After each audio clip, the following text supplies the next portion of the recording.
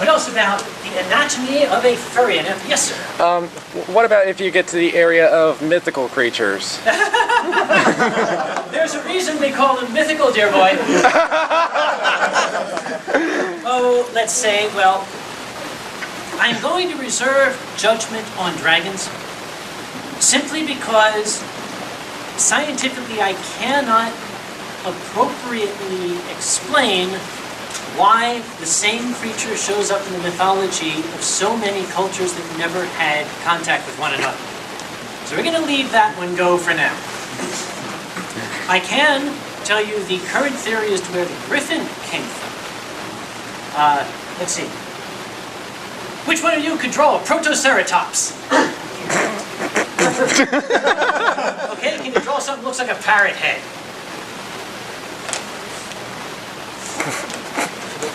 Yeah, Mr. $50 commission. Oh, wait a minute. There's an orange one for the orange type. I need a parrot head. Mine, have a sip of coffee. Oh, yeah, you had to take rings. Yeah. We're cured. Yeah, that's plus your rabies.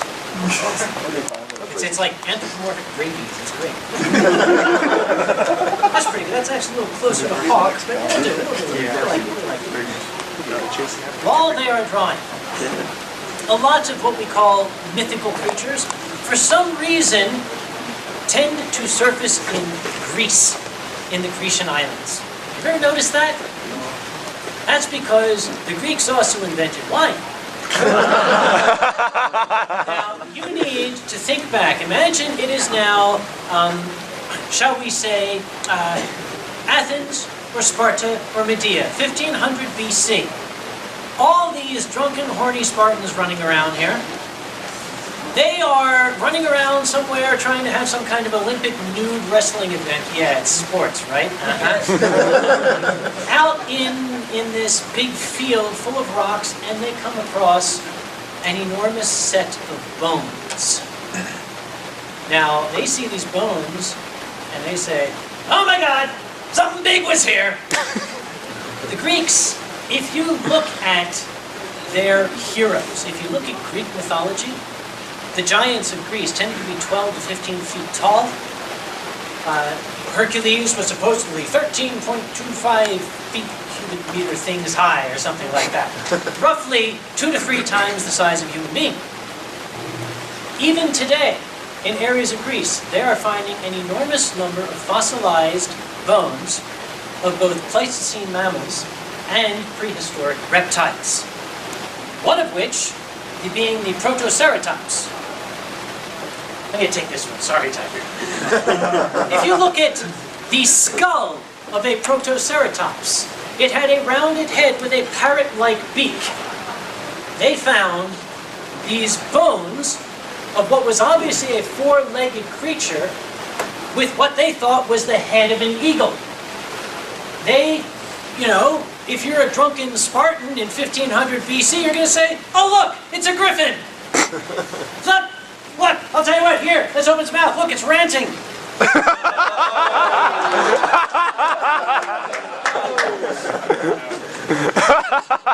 The griffin, it is believed, because they have found Protoceratopsian remains on the Isle of Crete.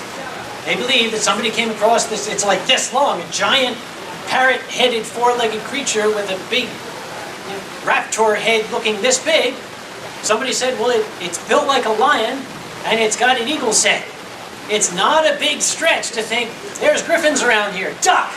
Pigeons aren't bad enough. I was talking about the bones, these big bones. They didn't really have the wherewithal to put them together the way a paleontologist would. These bones look like our bones.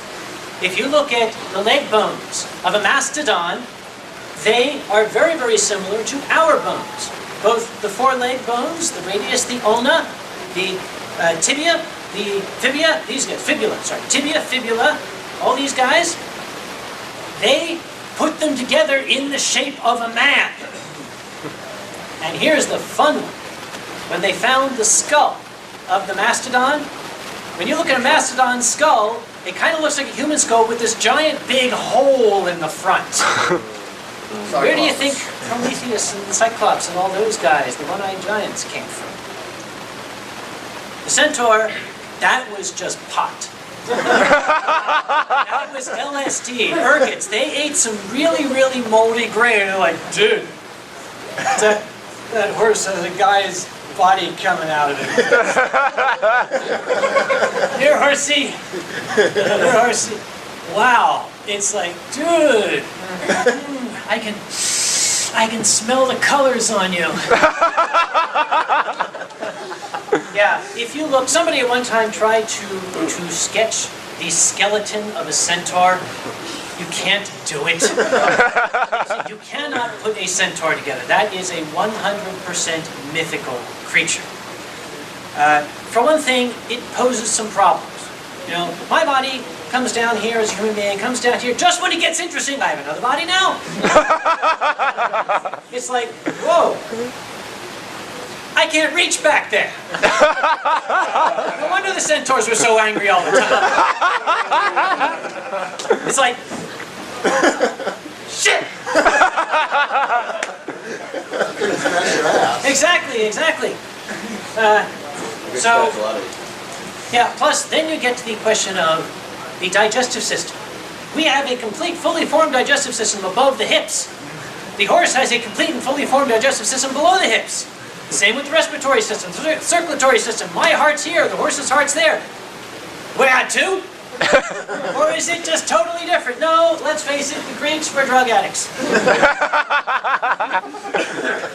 That is my stance on mythical creatures.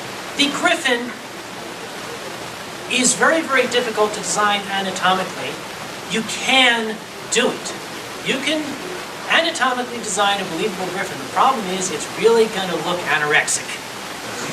Because a lion is simply too heavy to get off the ground. Plus, I think with the griffin, you're going to wind up with the same problem.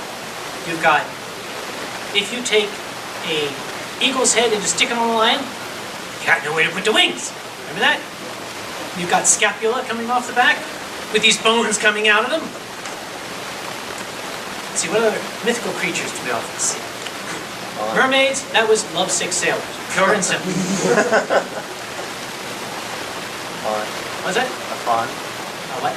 Like a goat. Fawn. That gets into the, oh yes, that gets into the plantigrade versus digitigrade. What's that? It's even hard for me to say. Run a bottle at yourself. Anytime I see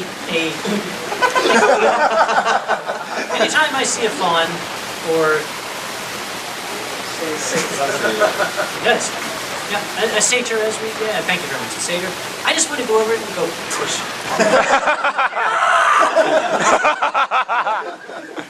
There's an artist named Torl, wonderful guy, he's a wolf. He did a beautiful little drawing called A Matter of Balance. It's a river with 3 rocks in it. First has an anthropomorphic wolf standing like this, with plantigrade legs. The other has a 4-legged wolf standing like this. And the last rock, there's a digitigrade wolf going, Which is more stable?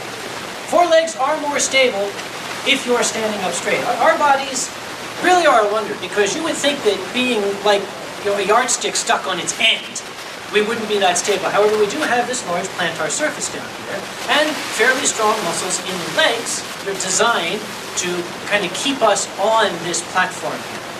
And that's why our body curves like this. We can kind of bend into things. If we were perfectly straight up and down, we'd be falling down. There'd be nowhere to go.